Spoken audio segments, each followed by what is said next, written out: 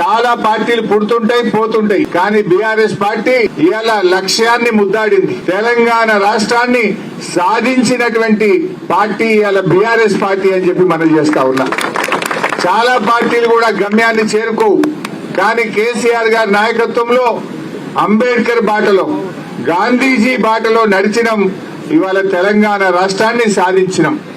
అంబేద్కర్ గారు ఏం చెప్పారు? బోధించు, సమీకరించు, పోరాడు అని డాక్టర్ బాబాసాహెబ్ అంబేద్కర్ గారు చెప్పారు.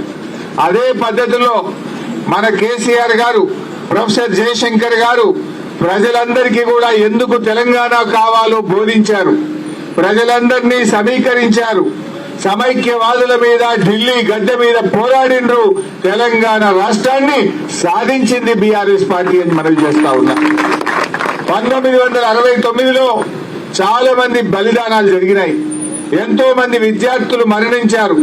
హింస ఆనాడు ప్రజ్వరిల్లిన హింస వల్ల చాలా మంది కూడా విద్యార్థులు ప్రాణాలు తీసుకోవడం జరిగింది. పోలీస్ కాల్పుల్లో 369 మంది చనిపోయింది. ఆనాటి ఉద్యమాన్ని దృష్టిలో పెట్టుకొని, ఆనాడు జరిగిన హింసను దృష్టిలో పెట్టుకొని మలిదశ తెలంగాణ ఉద్యమంలో కేసీఆర్ గారు గాంధీజీ చూపినటువంటి బాటలో, అహింసాయుత మార్గంలో, సత్యాగ్రహ మార్గంలో ఈ తెలంగాణ ఉద్యమాన్ని ముందుకు నడిపిండ్రు.